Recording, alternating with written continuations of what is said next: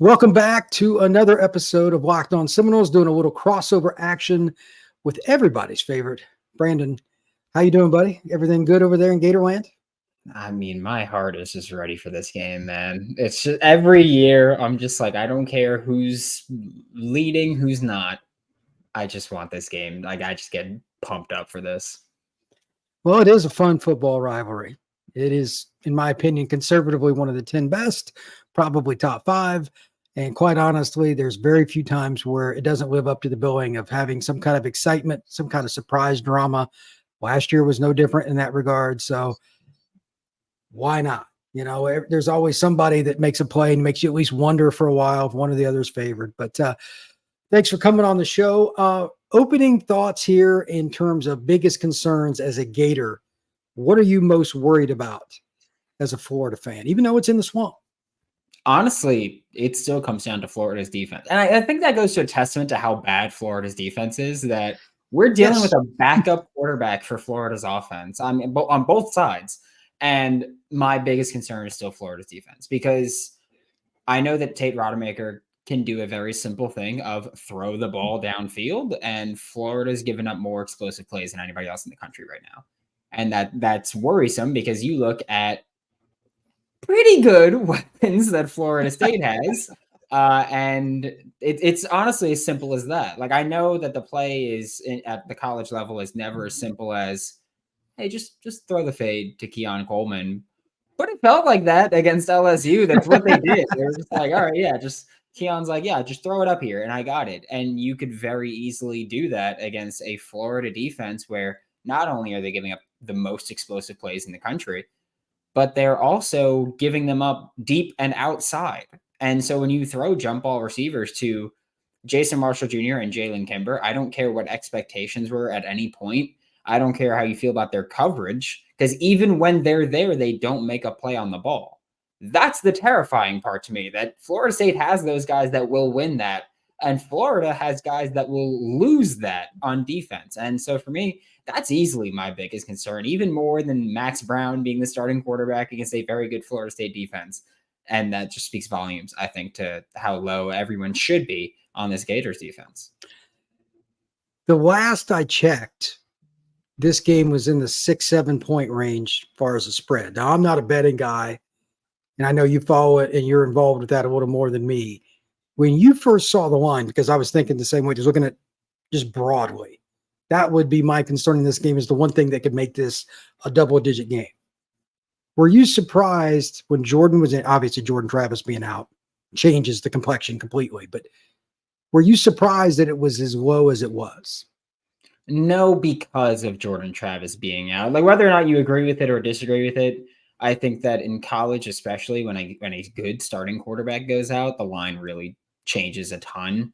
And so I think that's what it comes down to. Even I don't get it when Graham Mertz got hurt. I would see that I could see that it being bigger, but 6.5 point spread right now on FanDuel doesn't really surprise me. Also, when you consider that typically you give 3 points to the home team, so that puts it at 9.5. The swamp, I feel like, usually gives you a bigger advantage for Florida. So even if you want to say it's 4.5 point spread, then it would be double digits. It'd be 10.5. So I think that when you look at Florida being the home team, and also I think everybody's just like, it's a rivalry game, any wild thing can happen. I think that's what it came down to. But yeah, it doesn't shock me a ton. I disagree with it, but it doesn't shock me a ton. My brain tells me Florida State should win this. My heart tells me that I'm going to take Florida to cover, but my brain tells me not what I This should is do. why Vegas makes money. Comments like that is why Vegas makes money. Yeah, I single-handedly fund the FanDuel Locked On sponsorship. That's all me. Just betting on Florida every week is just whatever. I'm gonna do it. I'm not going to make any comments on that. I'm just going to let that ride. But on Wednesday, I did a podcast and I called it Florida State versus Florida mismatches. And there were 3 areas, one of which connects to another. But tell me if you agree or disagree with these. Okay. First one, we had talked earlier this week about Barber, the left tackle, being banged up. Billy's not going to go out and say, oh, by the way, for sure he's not playing, or this. You can't ever believe head coaches anyway, but rivalry week, No, I'm not. If he came over to my house and sit down in front of me, I wouldn't believe him. But Barber, at the very least, is banged up. Jared Verse, good. Patrick Payton, good. Byron Turner, good. You see this theme here. Are you at all disagreeing with the fact that one of the biggest mismatches should be, at least on paper, FSU DNs against the offensive tackles for the Gators? No, that would absolutely be a concern for me. Even if Florida's offensive line was completely healthy, they just simply put they haven't been good this year. I try. Appreciate the honesty. I try not to bash people, but like this offensive line's just been bad.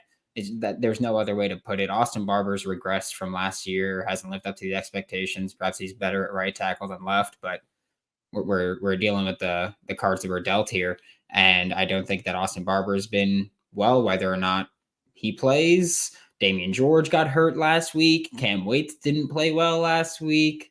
Lindell Hudson Jr. didn't play well last week. Any of the 4 offensive tackles for Florida that have played this season haven't looked great. They've had their moments. Everybody's had their moments, but they have not looked great. And as a unit, they've been struggling to put together consistent performances. And so I'm very hard pressed to go, oh yeah, they're going to show up in this game, to say that would be the expectation. Absolutely not. All right. The second one I had, FSU's receivers against UF secondary. Now, I think we've kind of hit this one, but I'm going to be a little more specific. One of the guys that I think is the most unique players, and I'm not saying this because I cover FSU, in all of college football, is Bell. He is quote unquote listed as a tight end. He's built kind of like an old school H-back, but he runs like a running back. Like the guy is very, very unique. Not many teams can cover him. And you're never going to have 2 on him because of the obvious Johnny and Keon. Florida State's going to be able to hit the middle of the field at least a little bit, I'm thinking, with Tate. That's dangerous with a backup. I fully understand that. Screen game, underneath stuff. How does Florida cover, and should that be considered part of the mismatch? We already know the receiver thing. That's kind of a given. Tight ends, does Florida struggle with that? What's the deal there with Gators D? Yeah, Florida's linebackers have been the absolute bane of my existence as well this season. It's just been, they started off pretty hot, and then they started off pretty hot. Scooby Williams has slowed down dramatically. I love what he does as a communicator. I think that he kind of helps elevate the talent around him in just terms of that. I get it. He looks more like an edge, and he plays more like an edge, and probably should be on the edge. But I think that he elevates people with how well he communicates. It's very clear when he's on the field that communication is not a big issue, whether or not they play. He also did not play last week against Missouri, and look what happened with the linebackers on a certain 4th and 17 play and third and big game there. So I think that Scooby should be healthy. He was out with the flu last week, so I would expect him to be here for the Florida State game and playing in that one. But Jaheim Bell is someone where I even talked about this earlier in the week on Locked On Gators, where I think if you're Florida, you bring Jordan Castell down into the box from the deep safety spot. You put Bryce Thornton as your deep safety, and you let Jordan Castell line it up against Jaheim Bell. Jordan Castell is a tall dude. He's 6'3" as well, just like Jaheim Bell. He's tall. He's athletic. I mean, Nick Saban wanted the dude to play linebacker, so might as well bring him down into the box a little bit. But Jaheim Bell is someone that I think is – I did a full show about him last year when he hit the portal, and I was like, hey, man, bring him over to Gainesville. A tight end that started at running back for South Carolina last year. He started there. He played against Florida. He was their main running back. So, yeah, he's someone that unicorn, completely unicorn. In a different way than Kyle Pitts, who I know we like to call a unicorn. Different way, but he's like that Jonnu Smith type where they're just like you could run the ball with him genuinely. Connor Hayward, whatever you want. I don't remember the name of the dude that was with the Steelers a couple years ago. Then he played running back and tight end. And I think that Jaheim Bell's that same kind of mismatch. He doesn't concern me as much just because I know how lethal Keon Coleman and Johnny Wilson can be on the outside. So I'm not too concerned with Bell just because I know that that's not the weakest spot of Florida. This third one is based on my gut that FSU will be leading at halftime and probably 7-10 at least mid third quarter. Rivalry game, I'm well aware this may not be the case. But regardless of when, an old adage is if you get a young quarterback in a tough spot, he's more apt to make a dumb play, which I don't think is a real difficult reach. With Verse, with Deloach, the way he blitzes, with Florida State having the number 15 pass defense in the country. To me, the way that Florida State can put the nail in the coffin is to get a strip sack fumble, or maybe even better. This is the funny thing about putting quarterbacks under duress. Sometimes the best plays when you don't even hit them. They see it, they start to move, but their eyes goes down. They lose sight of one of those key defenders, and then what happens? They throw it up. You told me earlier this week that Max does like to take a few shots down the field. I think that's how Florida State can knock out Florida. I'm not saying it's 100% that they will, but that is my gut feeling. There's going to be a bad, like, soon as he throws it, he's like, boy, I wish I had that back. Has that been in your mind at all? Like, you're worried about the colossal mistake where you and your New York City habitat are throwing things at the television and saying things that we cannot possibly say here at Locked On in any capacity. Is that something you're worried about? Honestly, not really. Because I think Max is playing with house money at this point. Like, no one expects Florida to win. Like, if he's going to be aggressive, he's going to be aggressive. It happens, but it's one of those things where I feel like Florida fans, myself included, have spent a lot of this season going, you got to stretch the field at some point. Like your offense has been so dink and dunk, you got to stretch the field at some point. And I know Florida fans, like myself, have been thinking back to last year when Florida played Florida State, and granted, Anthony Richardson, 4th overall pick, played one of his better games there in Tallahassee last year. Yeah. Ricky Pearsall found his way behind Florida State's secondary a couple of times for big plays, and even the other receivers that were on Florida at the time found their way behind Florida State's secondary. That just didn't really connect on those. Graham hasn't taken those shots. And if I'm Florida State, I'm preparing for that dink and dunk offense. I'm not going to expect a backup quarterback to change things. So I'm very much just with, hey, if Max is going to take those deep shots, I'll live with them. If he turns it over, he turns it over. But I think that he showed last week where people should at least have a little bit of faith in him, I'll say, where he drove Florida downfield to kick the game or the field goal to take the lead there with less than 2 minutes left. The big screw up was Trevor Etienne running out of bounds. It wasn't even something Max Brown did. Max Brown, 4th and 4, threw a completion. He threw to Khalil Jackson on the double move down the sideline. I feel like Max just plays with confidence where he might take a few risks. I'm fine with it. I will live and die with that, because if you're going into this game, you got your backup quarterback in a rivalry game. They're undefeated. I have no problem and no even concern about going, oh, don't throw those risky throws. Do it. Who cares? You're the underdog here. You got literally nothing to lose. Just go for it. And if I'm Max Brown, I'm going into this game thinking, this is my audition for next year. If Graham comes back, this is still my audition to try to take that job from him before DJ Lagway is the eventual starter in 2025, maybe 2024. But if I'm Max, I'm looking at this as an audition, and you got to show out. Okay. I think there's different ways to look at it. And that's why I was curious about a Gator fan's perspective, because if it's a 7-point game with 8 minutes to go, you can't make that play. But if you're down 2 scores or more, I understand the risk. So there's circumstance to put into this, but it kind of goes both ways. And quarterbacks are often judged on one pass. Everybody always blames the quarterback for the interception when half the time, conservatively, the receiver screwed up the route, didn't know the route. Don't get me started on that. Didn't see the audible, whatever. There's a lot of that stuff. But yeah, Graham Mertz threw 3 interceptions this year. All 3 of them hit the receivers. All 3 of them. Well, granted, 2 of them I do believe were his fault. They weren't super easy to catch, but all 3 of them hit the receivers. First one against Utah hit Ricky Pearsall in the chest, popped up. Utah that's right. I remember that play. Right. And then that's against Kentucky, he threw it up to Arliss Boardingham in triple coverage. He should have, and it was just past the sticks. I think he should have thrown it low, but he threw it up high. Arliss hit him in the hands, dropped into a Kentucky's defender's hands. And then this past week against Missouri, he threw it on the run, rolling to his left, hit Arliss high in the hands, and Missouri picked it off. So granted, they weren't great throws, the final two to our list, but all three of his picks hit receivers in the hands. And look, I know that the old adage is if it hits you in the hands, you should reel it in. But yeah, and I will say that those were Florida's turnovers. Just simple things like that. It was just hitting receivers in the hand. So I get it that not everything is a quarterback's fault. But still, yeah. Okay. All right. The next point here that I want to make is key players to watch. Now, obviously, the two quarterbacks, I think we can kind of throw those out. If either one of them plays colossally bad, that team's losing. That's just the nature of quarterback play.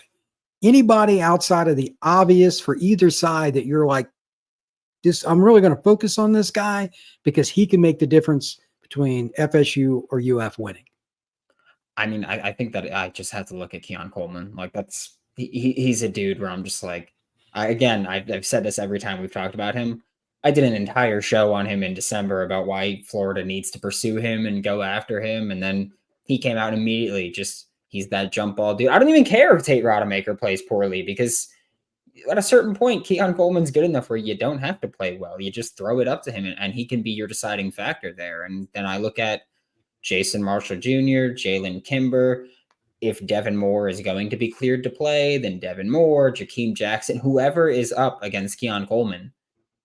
That's who the X factor is. Whoever is covering Keon Coleman. That's a good way to put it. That's it. Not even Keon. It's whoever is covering Keon Coleman because there's a certain point in this game, and we know it's going to happen, where they just throw it up to him.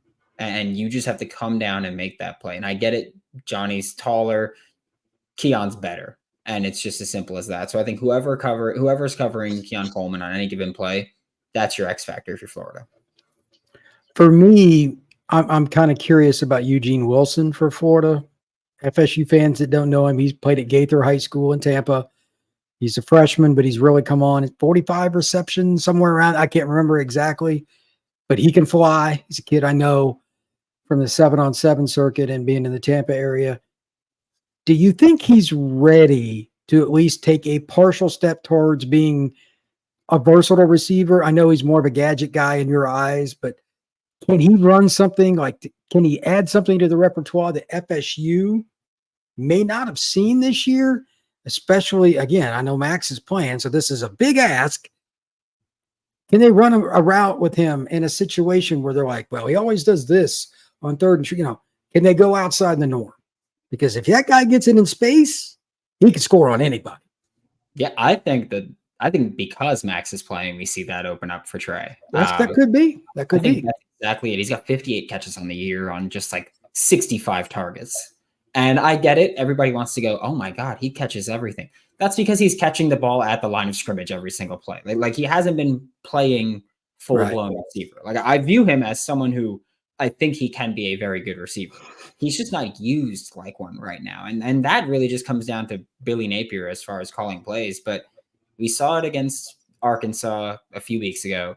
Trey Wilson lining up as the inside receiver in bunch, running a wheel route and just getting open downfield and winning the contested catch. We've seen it a lot. I think Trey Wilson has now scored in 4 straight games, 4 straight games. Sorry, 4 straight games, 5 touchdowns in those 4 games. Right. The Georgia touchdown, he ran a dig route and just outran everybody. If you can outrun Georgia defenders, you can outrun anybody. And so for Trey, I think that this is one of those games where you have to let him play receiver, especially with Max Brown, who's going to likely be more willing to throw it deep. Max is going to be as willing as Billy lets him be. And so I think that's a big thing where you got to let just Trey run deep. Trey Wilson, Eugene Wilson III, whatever you want to call him. You just got to let him run deep and be there so that Max can at least take a shot. That's been a big point for me this week is that you have to give Max Brown a chance to succeed. You have to do right by him. And so put your fast receivers on the field, let them at least stretch it and run deep, respect the run. But I think Trey is absolutely someone that we have to look at as he can change the game like he has for Florida. I mean, 2 touchdowns against Arkansas, 1 against LSU, 1 against Missouri, 1 against Georgia on the opening drive too. You got to give him the chance to make the plays that he can make. Do you think there's any chance, as a sub-point question, that they might use him in a wildcat or an option situation? I'd try to find a way even if he's in the backfield and he's the pitch man, for people that don't know, Max is pretty mobile. That may not be, jet sweep motion. Maybe he runs behind and it's a wide out. There's a million ways they do it now. I would find a way to get him the ball like that again, because sometimes don't make it too hard. My guy is better than yours, and not many people tackle Wilson one-on-one. They just don't. And that'll probably be the way it is for him the rest of his career. Do you think there's something like that? Because Napier is a run-first guy. He's never hidden from that point. Yeah, I think that we see that. Because, I mean, we've seen Trey take, I think, 2 snaps as a Wildcat QB. We've seen him line up in the backfield a few times. They've thrown it to him out of the backfield. They've handed it to him out of the backfield. And even against Missouri, there was a snap where he was lined up out wide. Max motions him in. So he lines up to Max Brown's right. You got Montrell Johnson, I think it was, on Max Brown's left. They run and then Trey Wilson goes in motion again to the left. They run an option. And I believe Max Brown could have pitched it to Trey Wilson because Trey didn't lead block. He didn't go anywhere. He just waited in the backfield still. So I think that there was the option for Max Brown to pitch it if he wanted to. So I would expect to see more of that against Florida State, because I'm pretty sure it was Ricky Pearsall out wide, kind of also just waiting there. And I believe Ricky was supposed to lead block if Max did pitch it to Trey Wilson. So I think that that's absolutely something in their book, and I would expect to see that at that point. We saw it against Missouri. I would expect to see it against Florida State. All right. Well, that's the key to the game, is finding a way to manipulate points. Both teams have backup quarterbacks. That's, if you're not trying to give them an easy 7 points, you're not doing your job as a head coach. So last point, then we can make predictions. The team that will win will do what? Fill in the blank for that sentence. What do they have? And again, turnovers are the obvious. We both know that, sort of fans. If you turn the ball over 5 times, Florida, you're going to lose. Turn it over 5 times, Florida State, you're going to lose. So besides the obvious, what do you have to do here? The team that wins will? I think I'm looking at just running the ball successfully. Like I think that's like, we talk about the backup quarterbacks, we talk about turnovers, we talk about all that. I think that one big thing that Max Brown brings to the table is that you have to actually defend him in the run game. Whereas with Graham, you could just key in on him. And if you're Florida, if you're not giving up the big play passing, Florida State's going to have to run the ball, which I think they can do. I will be interested to watch how Florida defends Florida State's offense. They've had some success against zone blocking schemes, so looking for that. But I think that genuinely comes down to who's going to run the ball more successfully. So you also don't want to put these, I get it, Tate's been there for a while. Tate's played more than Max Brown, but he's still inexperienced. Yeah, 100%. Put those guys in like 3rd and longs and situations where they have to throw to win this game. So I think it's whichever team can win that battle in the run game. I think that we see them win, just because, again, I get it. Turnovers, all that. You're not turning the ball over if you're running successfully. You're not putting your team in a position to turn the ball over. So I'm looking at running the ball successfully has got to be the key for both of these teams. I think there's some truth to that statement. If a baseline number in football is on first down, especially talk about this in the NFL, if you get 4 yards, you're even with the sticks to a head. But when you get under 4, especially with the reserve at the quarterback position, I'm looking at your New York Giants in this in a lot of senses, because over the years they found a lot of ways to do this. That's a cheap shot. Unfortunately, it's true for you. That's the thing. But it's very difficult for like even Jordan Travis. He's a 6-year senior. 3rd and 6 is not friendly. It's not. So you have to get ahead of it. The thing that I'm looking for are big plays in general. The new trend in college football, if you look at the teams in the top 10, teams that go to the playoff, almost a lock before I even go look at the numbers. Plays of 20 yards or more in the passing game. If you're not consistently successful in that, you lose. Now, in this game, because of the quarterbacks, maybe a little bit reduced. I will give you that. But I think your point earlier about Keon and Johnny and Jaheim is the reason that Florida State should win, and it's because of big passing plays. I think the running game for both teams will spit and sputter at times, because I'm going to try to make the other team pass football. I'm sure that Armstrong is not going to be any different. Like Florida State and UF are going to do the same thing. They're going to bring guys up. I just think Florida State has more go get it guys, in their screen game. Rodney Hill, like he's like the third string, right? He would start at a lot of schools, and he's like the third guy for the Noles. So Tofili, et cetera. I think Florida State's going to hit more big plays one way or the other in the passing game. So I'm going to let you pick first. What final score do you have for the Gators and the Noles? I hate myself for this because I am That's rough.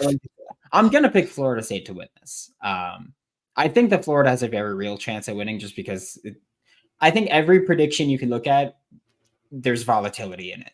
Both backup quarterbacks, one can come out and stink it up, and one can come out and completely light it up. They can both light it. There's just so much unknown about this.